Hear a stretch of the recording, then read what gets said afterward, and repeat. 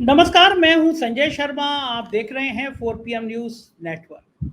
कहा जाता है कि जो बंद पड़ी घड़ी होती है वो भी एक बार सही समय बताती है। या दूसरे शब्दों में कहूं कि राजनीति में भरोसा नहीं होता है कब किसके पत्ते पिट जाएं और कब किसके बुलंदी के आसमान तक आदमी पहुंच जाए। बात कर रहा हूं राजनाथ सिंह जी की। मोदी सरकार फर्स्ट एंड सेकंड में अगर नितिन गडकरी के बाद किसकी सबसे ज़्यादा हालत खराब थी वो राजनाथ सिंह की थी। मोदी जी के निशाने पर रहते थे राजनाथ जी। मोदी जी बस चलता तो उनको मंत्रिमंडल से बाहर का रास्ता दिखा देते। लेकिन इस बार जब बीजेपी की नहीं एनडीए की सरकार बनी है, मतलब भारतीय जनता पार्टी को पूरा बहुमत नहीं आया, तो सबसे ज्यादा कदर किसी की बढ़ी है तो वो राजनाथ सिंह की है। अब सोचिए, बीजेपी का अध्यक्ष चुना जाना था, लेकिन मीटिंग हुई राजनाथ सिंह के घर पे, जेपी नड्डा को बुलाया गया, अमित शाह को बुलाया गया, आरएसएस के नेता वहां पहुंचे, यानी राजनाथ सिंह महत्वपूर्ण केंद्र में हैं। अभय दुबे जी से बातचीत कर रहा था, जाने माने पत्रकार हैं, एबीपी चैनल पे आप उनको रोज सुनते हैं, बहुत अच्छी किताबें लिखी है, बहुत अच्छी जानकारी रखते हैं। उनका तो कहना यहाँ तक था कि अगर मोदी जी को हटाना पड़ा तो संघ की चॉइस पहले प्रधानमंत्री के रूप में राजनाथ सिंह होंगे। बहुत रोचक बातचीत है योगी आदित्यनाथ को लेकर कि योगी आदित्यनाथ को लेकर हटाने की रणनीति क्या है गुजरात के बंधुओं की, यानी मोदी की और शाह की, और फिर योगी आदित्यनाथ क्या करेंगे। बहुत अच्छी जानकारी है। उससे पहले छोटी सी रिक्वेस्ट आपसे, 4 PM का जो म्यूजिक चैनल है वो बहुत मन से हमने लॉन्च किया है। तिरंगे को लेके बहुत अच्छा गाना गाया है हम लोगों ने, गाना बनाया है हम लोगों ने। आप साइड में 4 PM म्यूजिक का लोगो देख रहे हैं, इस पे जाइए, तिरंगा वाला गाना डाउनलोड करिए, इस पे रील बनाइए, अपने दोस्तों को भेजिए। हमारी आन बान और शान है तिरंगा। चलते हैं अभय दुबे जी के पास, चैनल को ज्वाइन कीजिएगा, सब्सक्राइब करिएगा, अभय दुबे जी से बात सुनते हैं। 4 PM न्यूज नेटवर्क पे स्वागत है अभय दुबे जी आपका। राजनीति में कहा जाता है वक्त का कोई भरोसा नहीं है, कब कौन आदमी कितना मजबूत हो जाए, कितना भारी हो जाए, किसके पल्ले भारी पड़ जाए, किसके पत्ते फिट जाए, कुछ कहा नहीं जा सकता। मोदी सरकार पार्ट 1 और पार्ट 2 में कोई सबसे सीनियर नेता जो सबसे ज्यादा अपेक्षित था, गडकरी के बाद अगर नाम आता था वो राजनाथ सिंह का आता था। लेकिन भाजपा सरकार की जगह जब से एनडीए की सरकार बनी, यानी भारतीय जनता पार्टी को पूरा बहुमत नहीं मिला, तब से सबसे ज्यादा महत्वपूर्ण व्यक्ति कोई है तो वो राजनाथ सिंह हो गए हैं। राजनाथ सिंह के घर विपक्ष की बैठकें होती हैं, विपक्ष मतलब असंतुष्ट बीजेपी के नेताओं को मैं विपक्ष कह सकता हूँ। और अब मीटिंग हुई है राजनाथ सिंह के घर पर कि भारतीय जनता पार्टी का नया अध्यक्ष कौन हो। ये बैठक हो रही है राजनाथ सिंह के घर पर। जाना पड़ रहा है अमित शाह को, जाना पड़ रहा है नड्डा जी को, आरएसएस के दत्तात्रेय होसबोले, अरुण कुमार, ये सब राजनाथ सिंह के घर जुटे हैं। क्या लगता है आपको कि अब राजनाथ सिंह के पत्ते पलट गए हैं? क्या मजबूरी है, राजनाथ सिंह इतने महत्वपूर्ण हो गए?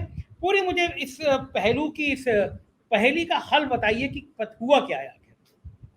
देखिए, नरेंद्र मोदी के भारतीय राजनीति में उभार से पहले राष्ट्रीय स्वयंसेवक संघ की तरफ से भारतीय जनता पार्टी की राजनीति में जो दो नाम सबसे ज्यादा महत्वपूर्ण थे, उसमें एक नाम था नितिन गडकरी का और दूसरा नाम था राजनाथ सिंह जी का। संघ ने जब नितिन गडकरी को भाजपा का अध्यक्ष बनाया तो नितिन गडकरी दुर्भाग्य से पूर्ति घोटाले के आरोपों में घिर गए और उसके बाद में फिर एक तरह की जद्दोजहद चली। उन्होंने उससे निकलने की कोशिश की लेकिन नहीं निकल पाए, उन्हें अध्यक्ष पद छोड़ना पड़ा। जब उन्होंने अध्यक्ष पद छोड़ दिया उसके बाद संघ के पास उनका एक ही विकल्प था, राजनाथ सिंह जी को पार्टी का अध्यक्ष बनाया। तो राजनाथ सिंह बहुत महत्वपूर्ण हस्ती हैं संघ की निगाह में। उसकी एक सबसे बड़ी वजह यह है कि उनकी शख्सियत और उनका राजनीति के बारे में रवैया, उनका सोचने का तरीका और सबको साथ लेकर चलने की उनकी क्षमता, ये राजनाथ सिंह जी की बहुत बड़ी विशेषता है। और नरेंद्र मोदी के जमाने में भारतीय जनता पार्टी में ऐसे लोगों, ऐसे इस तरह इस योग्यता के लोगों का टोटा हो गया, ऐसे लोग आमतौर पर मौजूद नहीं है। तो जब 4 जून को नरेंद्र मोदी ने बहुमत खो दिया, भारतीय जनता पार्टी ने बहुमत खो दिया, तो संघ की निगाह फिर से दोबारा राजनाथ सिंह जी के ऊपर टिकी और फिर से राजनाथ सिंह जी एक बार संघ और भाजपा के बीच संबंध सूत्र के रूप में, संघ की नीतियों को भाजपा में लागू कराने के सबसे बड़े माध्यम के रूप में।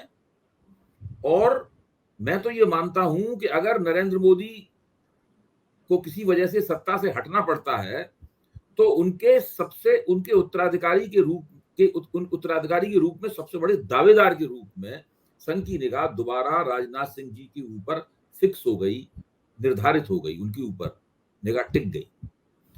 इसलिए आप देखिए, जब 4 जून के बाद में जितनी भी एनडीए की बैठकें होती हैं, सब राजनाथ सिंह जी घर होती है।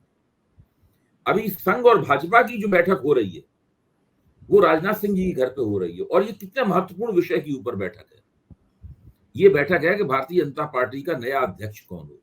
संघ और नरेंद्र मोदी के संबंधों में इस वक्त जो सबसे बड़ा तकरार है, यानी सबसे बड़ी जद्दोजहद का जो बिंदु है, वो बिंदु यही है कि भारतीय जनता पार्टी का अध्यक्ष कौन हो। संघ ने इस बात की बहुत कड़ी आलोचना की है, ऑर्गेनाइजर में भी और वैसे भी, चाहे मोहन भागवत के आप भाषणों को सुन लें, आप इंद्रेश कुमार की बातों को सुन लें, आप रतन शारदा के लेखों को देख लें, आप कुछ भी देखें, हर जगह एक ही बात निकल के आती है कि भारतीय जनता पार्टी जैसी संघ ने बनाई थी वैसी नहीं रही। मोदी और शाह के सरपरस्ती में ये पार्टी कुछ की कुछ हो गई। स्पष्ट रूप से ये कहा जा रहा है कि पार्टी का कार्यकर्ता अपनी पहलकदमी खो चुका। पार्टी के कार्यकर्ता ने राजनीति और विचारधारा के बारे में सोचना ही बंद कर दिया है। उसका काम केवल लोगों के लिए भीड़ जमा करना और सरकारी योजनाओं का प्रचार करना रह गया।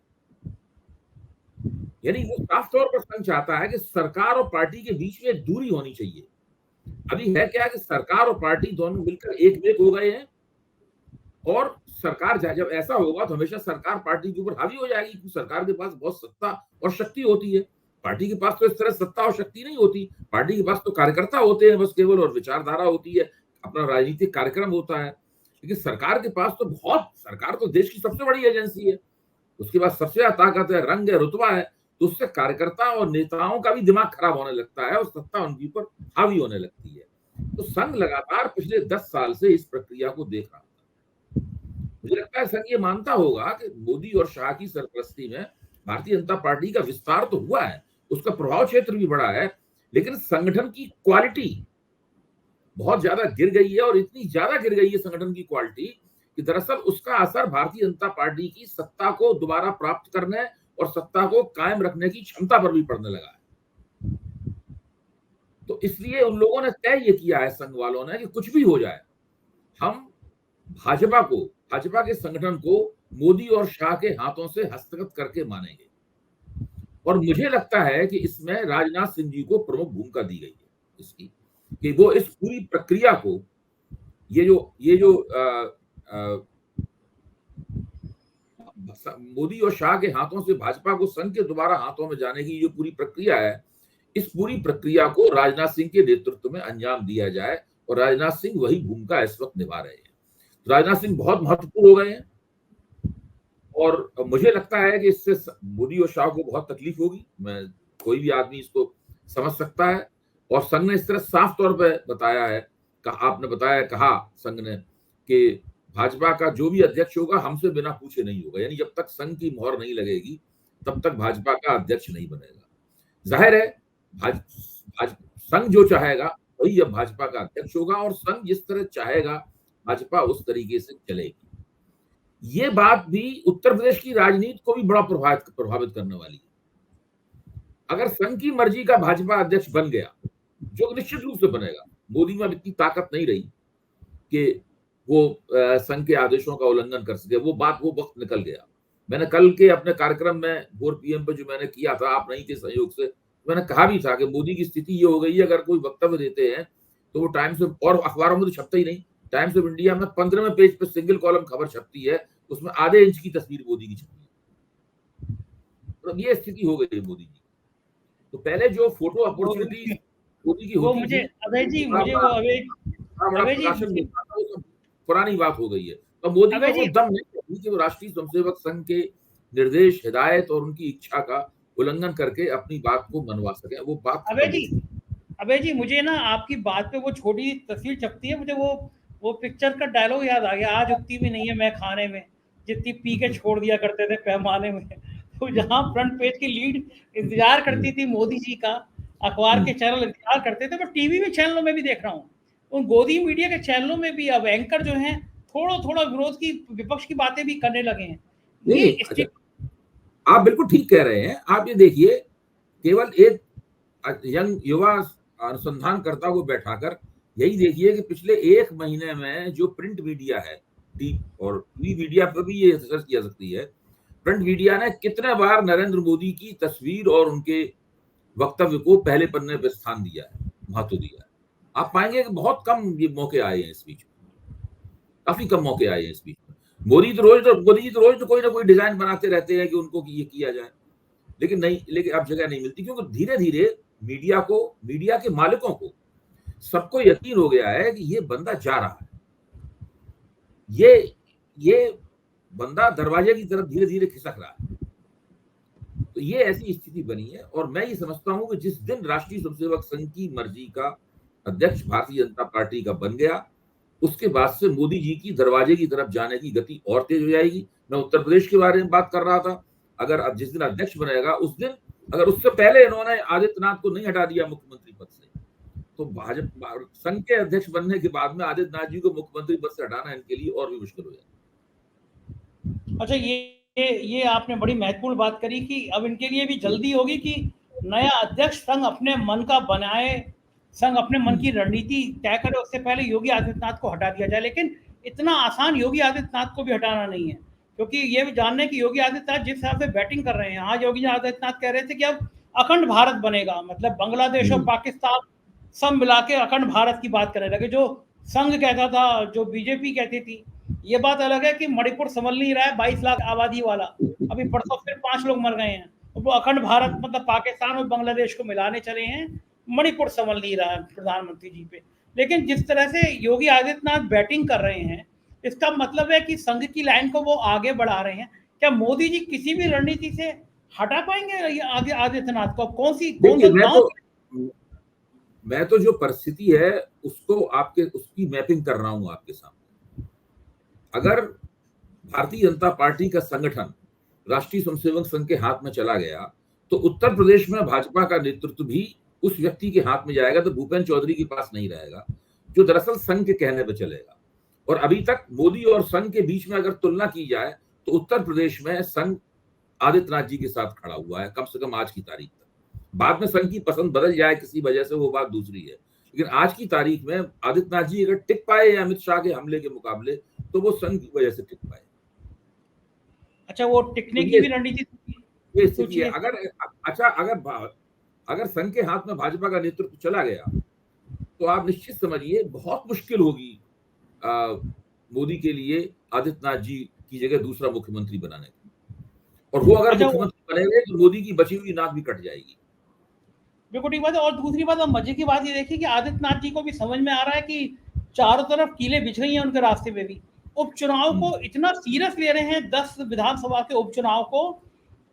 भास्कर में रिपोर्ट आई है कि जिन जिलों में उपचुनाव होने हैं, जिन विधानसभा में उपचुनाव हो रहे हैं, वहां से यादव और मुसलमान अफसरों को हटाया जा रहा है, और ये कहा जा रहा है कि एक भी यादव मुसलमान नहीं होना चाहिए। और भास्कर में ये बात का खुलासा हुआ है कि बीजेपी की समीक्षा बैठक में आई कि जो हाँ यादव और मुसलमान थे, वो उन्होंने इंडिया गठबंधन के प्रत्याशी को समर्थन किया। तो अब एक लिस्ट बनाई जा रही है कि यादव और मुसलमान को फील्ड की पोस्टिंग से हटाया जाए। अब ऐसी स्थिति में जो मध्य प्रदेश के मुख्यमंत्री हैं मोहन यादव, जो आके उत्तर प्रदेश में यादव अधिवेशन कर रहे थे, यादवों को बुला रहे थे, एक एमएलसी हैं सुभाष चंद्र यदुवंशी इनके यहाँ बीजेपी में, तो ये जो यादव नेता हैं, इनकी क्या हैसियत होगी? वैसी हो जाएगी जैसे मुसलमानों के नाम पे शहनवाज हुसैन की है या बाकी लोगों की है, वही स्थिति हो जाएगी। और क्या ये उचित है कि यादव मुसलमानों को हटा दिया जाए वहां से? आपको ध्यान होगा कभी अयोध्या वाले मसले में, जब वहां पर जो अपराध हुआ, जो महिला के यौन उत्पीड़न का अपराध हुआ, उसपे मुख्यमंत्री महोदय ने विधानसभा में 2 नाम लिए। यादव, एक नाम उसने यादव का था, एक नाम उसने मुसलमान का था। जबकि गिरफ्तारी जिन लोगों की हुई उसमें तो दूसरी जातियों और दूसरे धर्मों के लोग भी थे। तो यादवों और मुसलमानों के दरवाजे पर नहीं, शायद वो जो नाम लिया गया था, जहां तक मुझे याद आ रहा है, वो वाली घटना थी जब लखनऊ में पानी भर गया था, कुछ लोग पानी में छेड़खानी कर रहे थे, तो उन लोगों में से नाम लिया गया था, एक यादव और एक नहीं, अयोध्या वाली घटना के ऊपर है ये। अयोध्या में क्या था, होता है भाई। हाँ, उसकी बात कर रहा हूँ। उसकी काफी टीवी में लगातार चर्चा भी हो रही है उसमें।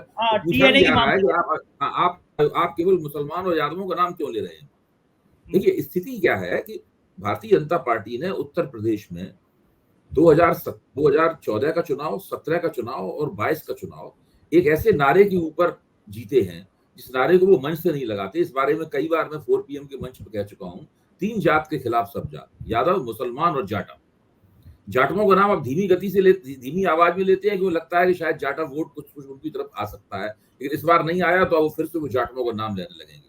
वो जो हिंदूवादी एकता है उसके दायरे से इन तीनों को, मुसलमान तो स्वाभाविक रूप से उससे बाहर हैं, लेकिन यादवों और जाटवों को भी बाहर करते हैं। इस तरह एक्सक्लूजन, उनको लगातार अपनी राजनीति से एक्सक्लूड करते हैं, उनका बहिर्वेशन करते हैं। ये उनकी वहां पे नीति है और आदित्यनाथ जी इस काम को बड़ी कुशलता से करते हैं। और लफाजी करने में क्या जाता है कि भारत अखंड भारत बनेगा, वो पाक अधिकृत कश्मीर भी दोबारा छीन लेंगे, तो लफाजी करने में तो कुछ जाता नहीं है और लफाजी करने में वो माहिर हैं। दरअसल ना तो उनके बस में कुछ है, ना इनके बस में कुछ है, दोनों के बस में कुछ नहीं है। दोनों अपनी अपनी जगह केवल सत्ता में टिके रहने की तरकीबें खोज रहे हैं। केंद्र में नरेंद्र मोदी किसी न किसी तरह सत्ता से चिपके रहना चाहते हैं और उत्तर प्रदेश में आदित्यनाथ जी किसी तरह सत्ता से चिपके। दोनों के पास कहने के लिए कोई नई बात नहीं। जो वो मुख्यमंत्री बनने से पहले बोलते थे, मुख्यमंत्री बनने के बाद बोलते थे, वही बात आज बोल रहे हैं। वही मुसलमान विरोधी राग उधर अलापा जा रहा है, वही मुसलमान विरोधी राग इधर अलापा जा रहा है। अच्छा, आप ये बताइए कि कोई भी पार्टी उपचुनाव या चुनाव किन शर्तों के आधार पर जीतती है? पहली शर्त यह है कि उस पार्टी में एकता हो। दूसरी शर्त यह है कि पार्टी की सरकार और संगठन में एकता हो। तीसरी शर्त यह है कि प्रदेश की पार्टी और सरकार का केंद्र की पार्टी और सरकार के साथ में अच्छा तादाद में हो। क्या ये तीनों चीजें मौजूद हैं? तीनों ही चीजें लापता हैं। न तो उत्तर प्रदेश पार्टी में एकता है, न उत्तर प्रदेश सरकार में कोई अंदरूनी एकता है, न पार्टी और सरकार के बीच में एकता है, न उत्तर प्रदेश की सरकार और केंद्र की सरकार के बीच में एकता है। जब ऐसी स्थिति में हो तो आप चुनाव कैसे जीतेंगे? चुनाव जीत गए तो किस्मत से जीत सकते हैं, स्थानीय परिस्थितियां कुछ करवट ले जाएं, आपके पक्ष में आ जाएं, आप तो नहीं चुनाव जीत सकते। कोई नेता कितना भी जोर मारता रहे, कोई नेता कितनी भी लफाजी करता रहे, कैसे बड़े बड़े भीषण भाषण देता रहे, वो चुनाव नहीं जीत सकता। चुनाव जीतने की बुनियादी शर्त है और इस शर्त के ऊपर उत्तर प्रदेश की राजनीति, भारतीय जनता पार्टी की राजनीति, योगी आदित्यनाथ की राजनीति खड़ी नहीं उतरती। इसीलिए वो बहुत ही नाक के बराबर संभावना है चुनाव में इनके जीतने की। जीत सकते हैं, लेकिन वो किस्मत के सहारे जीत सकते हैं। विपक्ष कोई बड़ी गलती कर दे तो जीत जाए, कोई स्थानीय परिस्थितियां आपके पक्ष में आ जाए किसी घटना की वजह से तो जीत जाए, वरना जीतने के कोई मौका नहीं है। अभय जी, अब इन दो परिस्थितियों की मैं बात करना चाहूंगा कि अगर भारतीय जनता पार्टी उपचुनाव में भी, उत्तर प्रदेश में 10 सीटों का उपचुनाव है, इसमें भी अगर बीजेपी की हालत खराब रहती है, पत्ते पिट जाते हैं, 7-8 सीटें हार जाती है, फिर योगी आदित्यनाथ के हटाए जाने या रोके जाने पे या योगी आदित्यनाथ की छवि पर क्या असर पड़ेगा? मेरे ख्याल से तो अगर भारतीय जनता पार्टी अपनी तीनों सीटें हार जाती है और वो विपक्ष की भी कोई सीटें जीतने में कामयाब नहीं हो पाती, या अपने जो सहयोगी दल हैं उनको सीटें जिताने में कोई मदद नहीं कर पाती, तो योगी आदित्यनाथ जी को हटाने की पूरी कोशिश की जाएगी। तुरंत इसी बहाने उनको हटा दिया जाएगा। वही तो किसी काम के नहीं है, न तो लोकसभा चुनाव में सीटें जिताने में इनका योगदान रहा और ना ये उपचुनाव जिता पा रहे हैं, तो इनसे कैसे उम्मीद की जाए कि 2027 में ये जो है वो विधानसभा का चुनाव जिता देंगे। इसके बाद तो इन्हें हटाने की पूरी कोशिश की जाएगी। मतलब मेरे ख्याल से तो वो उनका अंतिम क्षण होगा अगर ये उपचुनाव में ठीक से प्रदर्शन इन्होंने नहीं किया। मुख्यमंत्री के तौर पर उनका अंतिम क्षण होगा। अच्छा, हटाने के पीछे रणनीति अगर नहीं फिर भी नहीं हटाते हैं, मतलब लोकसभा की नाकामी के बावजूद नहीं हटाते हैं, उपचुनावों की नाकामी के बावजूद नहीं हटाते हैं, तो हमको रखे रहने का तर्क आधार क्या होगा? ठीक बात है, बिल्कुल सही बात है। अच्छा, वो मुझे बताइए कि हटाने के पीछे लॉजिक क्या होगा? वैसी पर्ची जैसे मोहन यादव के नाम की निकली, जैसे राजस्थान के मुख्यमंत्री के नाम की निकली, ऐसी पर्ची निकाली जाएगी या फिर पार्टी के अंदर विद्रोह होगा विधायकों का? क्योंकि योगी पार्टी के अंदर केशव मौर्य वगैरह के नेतृत्व में बड़े स्तर के ऊपर मांग की जाएगी, आला कमान से बात कही जाएगी और आला कमान वहां से निर्देश देगा कि भाई आप इस्तीफा दीजिए, और किसी नए व्यक्ति को जो आला कमान जिसकी तरफ इशारा होगा। और मुझे यकीन है कि वो केशव मौर्य नहीं होंगे, हालांकि वो चाहते हैं, पूरी पेशबंदी इसीलिए कर रहे हैं। अमित शाह भी शायद उनको बनवाना चाहेंगे और उसके बाद में उस व्यक्ति को विधायक दल का नेता चुन लिया जाएगा। आपने ये कहा केशव मौर्य नहीं होंगे, आपको केशव मौर्य में क्यों आपने ऐसे बेचारे का दिल तोड़ दिया? मेरा मानना यह है कि आला कमान केशव मौर्य को मुख्यमंत्री पद के लायक नहीं मानता है, ऐसा मेरा मानना है। मेरी बात गलत भी साबित हो सकती है, मैं ये नहीं कह रहा हूं कि मेरी बात सही होगी, क्योंकि अगर उन्हें मुख्यमंत्री पद के लायक माना जाता तो वो पहला चुनाव 2017 का, जिसमें बड़ी असाधारण जीत भाजपा ने दर्ज की थी, उस वक्त वो भारतीय जनता पार्टी के प्रदेश अध्यक्ष थे, उनको उसी वक्त मुख्यमंत्री पद मिल जाता। लेकिन उस वक्त मुख्यमंत्री पद उनको बिल्कुल नहीं मिला, उनकी जगह नाम चलने लगा मनोज सिन्हा का। फिर मनोज सिन्हा का जब नाम आरएसएस के दबाव में कटा तो फिर आदित्यनाथ जी का नाम आ गया सामने, राजनाथ सिंह जी का नाम चला था। आपको याद है वो राजनाथ सिंह जी का नाम चला था। उनको अभी इस पाए का नेता नहीं माना जाता, उन्हें उत्तर प्रदेश का मुख्यमंत्री बना दिया जाए। दूसरे ये है कि वो अपना चुनाव भी हारते रहे हैं। हाँ, अभी वो 2022 में एमएलए का चुनाव हार गए। इससे पहले भी चुनाव जीतने के मामले में उनका रिकॉर्ड कोई खास अच्छा नहीं रहा है। अच्छा, वैसे एक बात है अभय जी, एक शब्द हमारे कहा जाता है रेल बना देना, मतलब किसी आदमी की बिल्कुल उसकी सट्टी पुट्टी गुम कर दी जाए, उसकी बेचारे की बर्बादी कर दी जाए, उसे रेल बनाना कहते हैं। योगी आदित्यनाथ ने केशव मौर्य की रेल तो बना दी। जब वो पहले दिन से 2017 में जब वो पंचम तल पे जाके मुख्यमंत्री कार्यालय पर अपनी नेम प्लेट लगाए आए थे, तब योगी आदित्यनाथ ने उनकी नेम प्लेट उखड़वा दी। अब उनके इर्द गिर्द रहने वाले कहते हैं कि जब चुनाव चल रहे थे तो बाकायदा छापे पड़वाए गए उनके कार्यालय पे, और उनको हरवाने में योगी आदित्यनाथ की बड़ी भूमिका रही है, उनके समर्थक कहते हैं। उसके बाद में विभाग जो था पीडब्ल्यूडी से हटा के तब बेहतरीन विभाग दे दिया गया। तो डिप्टी सीएम की वो गद बनी है कि तो विपक्ष के भी किसी नेता की गद नहीं बनी। लेकिन अब एक समस्या और है कि अब उनके अपमान को, उनकी इस रेल बनाने वाली रणनीति को बैकवर्ड में ये संदेश प्रचारित कर रही है विपक्ष और समाजवादी पार्टी कि देखो इनके अंदर पिछड़े जाति के नेता की इतनी इज्जत कितनी है। उन बेचारे को स्टूल मंत्री कह के ऐसा कर दिया गया है कि लोग केशव मौर्य की फोटो और स्टूल संग संग लगा के वायरल करते हैं। इतनी मैं कह रहा हूँ, इतना अपमान तो विपक्ष के किसी नेता का नहीं हुआ जितना इनका हो गया। इन स्थिति में दोनों साथ में रह कैसे पा रहे हैं अभी तक? नहीं, साथ में कहाँ रह रहे हैं?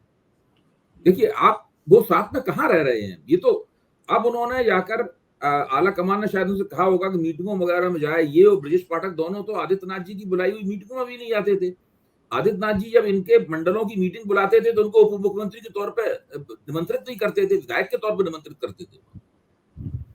तो इन संबंध तो बहुत ज्यादा खराब है इनके।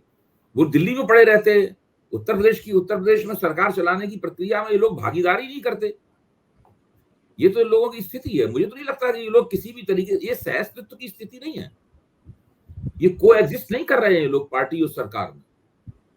ये बात ठीक है। अच्छा, अगर मान लीजिए ये रणनीति में दिल्ली कामयाब हो जाता है, गुजराती भाई अपने कामयाब हो जाते हैं, आदित्यनाथ जी को हटा देते हैं, पार्टी के अंदर विद्रोह होता है, पिछड़ी जाति के या बाकी जातियों के विधायक इकट्ठे होते हैं, पहले भी इकट्ठे हो चुके, 100-150 विधायक धरने पे बैठ चुके, पहले भी ये इकट्ठे होते हैं और ये कहते हैं कि हटाओ भाई इनको, वरना हम विद्रोह कर देंगे, और इनको हटाया जाता है। सपोज तो आपको कहता है योगी आदित्यनाथ शांत होकर बैठ जाएंगे, वो नेताओं वसुंधरा राजे, शिवराज सिंह चौहान जैसे हैं, और नहीं बैठेंगे तो उनकी रणनीति क्या होगी, वो कैसे पलट के दिल्ली को जवाब देंगे, क्या लगता है? देखिए, योगी आदित्यनाथ जी के साथ एक समस्या है। मैं नहीं मानता कि वसुंधरा राजे जैसे हैं या शिवराज सिंह चौहान जैसे हैं, वो पार्टी की राजनीतिक प्रक्रियाओं के जरिए मुख्यमंत्री नहीं बने। वो संघ के भी नहीं है, संघ की राजनीतिक संघ उन्हें समर्थन दे रहा है, लेकिन वो संघ के भीतर भी नहीं है। क्योंकि उन्होंने भाजपा के अंदर कभी काम नहीं किया, संघ के अंदर काम नहीं किया, तो भाजपा के अंदर उनकी कोई लॉबी नहीं है, संघ के अंदर भी उनकी कोई लॉबी नहीं है। जैसे वसुंधरा राजे की भाजपा के अंदर राजस्थान भाजपा में एक लॉबी है, या शिवराज सिंह जी की मध्य प्रदेश भाजपा में एक लॉबी है। उत्तर प्रदेश भारतीय जनता पार्टी के अंदर आदित्यनाथ जी की कोई लॉबी नहीं है, क्योंकि उनकी कोई जड़ें नहीं है उसके अंदर, ऐतिहासिक रूप से उनकी कोई जड़ें उसके अंदर नहीं। यहां तक कि वो तो हिंदू युवा वाणी भाजपा के खिलाफ चुनाव लड़ती रही है, मतलब उनकी भाजपा के अंदर जड़ें कहां से आएंगी? ये तो एक तरह से देखा जाए तो ये एक अपस्टार्ट मुख्यमंत्री, इनको ऊपर से टपकाया गया है। मुख्यमंत्री की कुर्सी पे इनको 2017 में ऊपर से टपकाया गया है। इन्हें खुद भी नहीं पता था कि इनको मुख्यमंत्री बनाया जा सकता है, ये स्थिति थी। ना इनके नेतृत्व में चुनाव लड़ा गया था, हम सभी जानते हैं चुनाव के बाद की पसंद है। लेकिन पिछले 7 साल से ये मुख्यमंत्री हैं। इस बीच में इनकी एकमात्र और बहुत बड़ी राजनीतिक उपलब्धि यह है कि उत्तर प्रदेश का राजपूत समाज जो इनका सजातीय है वो इनको अपना नेता मानने लगा, वो इनके साथ भावनात्मक रूप से जुड़ गया है। अगर ये हटाए जाएंगे तो संगठन के स्तर पर तो कोई चुनौती नहीं दे पाएंगे, वो संगठन में इनकी जड़ें नहीं है। लेकिन ये भाजपा का जो राजपूत वोट है, जो इस चुनाव में हिलते हुए दिखा था, मैं नहीं कह रहा हूं कि राजपूत वोट भाजपा से दूर गया है, बहुत ना के बराबर ही दूर गया होगा एक दो निर्वाचन क्षेत्रों को छोड़कर, लेकिन उसके बाद विधानसभा चुनावों में वो राजपूत वोट समाजवादी का बड़ा हिस्सा समाजवादी पार्टी में चला जाएगा। इनको हटाने का मतलब ये होगा समाजवादी पार्टी को बलवती करना, उसको और शक्तिशाली करना। तो समाजवादी पार्टी के पास 3 बड़े वोटिंग ब्लॉक हो जाएंगे, मुसलमान, यादव और राजपूत। बाकी और हर बड़ी पार्टी को फुटकर वोट तो थोड़ा बहुत इधर उधर से मिलता ही है, तो समाजवादी पार्टी को हराना इनके लिए बहुत मुश्किल हो जाएगा। ये एक ऐसी बात है जिससे भाजपा का आला कमान इनको हटाने के बारे में सोच के भी नहीं हटा पाता है इनको, क्योंकि लगता है कि राजपूत बहुत जज्बाती तौर पर इनसे जुड़ गया है। अच्छा, मेरा आखिरी सवाल, मैंने ये पूछा आपसे कि योगी आदित्यनाथ क्या करेंगे हटने के बाद? क्या वो केंद्र में मंत्री बन जाएंगे, गोरखपुर चले जाएंगे, हिंदू युवा वाणी खड़ी कर देंगे, बीजेपी को नुकसान पहुंचाएंगे? क्या हिंदू लगता युवा है? वाणी को तो मेरे ख्याल से खड़ा कर ही दिया है उन्होंने, हिंदू युवा वाणी तो फिर से लगभग जीवित ही कर दी है उन्होंने, जो अमित शाह के कहने पे भंग कर दी थी। यहाँ नोएडा वगैरह में जाएंगे तो आप हिंदू युवा वाणी के बोर्ड दिख जाएंगे आपको, और उसमें वहां के स्थानीय संयोजक की और आदित्यनाथ जी की तस्वीर भी लगी हुई आपको दिखाई पड़ जाएगी। इसका मतलब है हिंदू युवा वाणी पहले गोरखपुर और उस मंडल के इलाके में ही सक्रिय रहती थी, अब की बार जब उसका पुनर्जन्म हुआ है तो पूरे उत्तर प्रदेश में दिखाई पड़ेगी, क्योंकि अब तो योगी जी उत्तर प्रदेश भर के नेता हो गए ना, पहले तो केवल उसी इलाके के नेता हुआ करते थे। अब तो हिंदू युवा वाणी हर जगह जब भारतीय जनता पार्टी को परेशान करेगी। दूसरे, उनका संदेश जाएगा राजपूत बिरादरी के ऊपर कि भाजपा को वोट नहीं देना है, भाजपा को वोट ना के बराबर राजपूतों के मिलेंगे।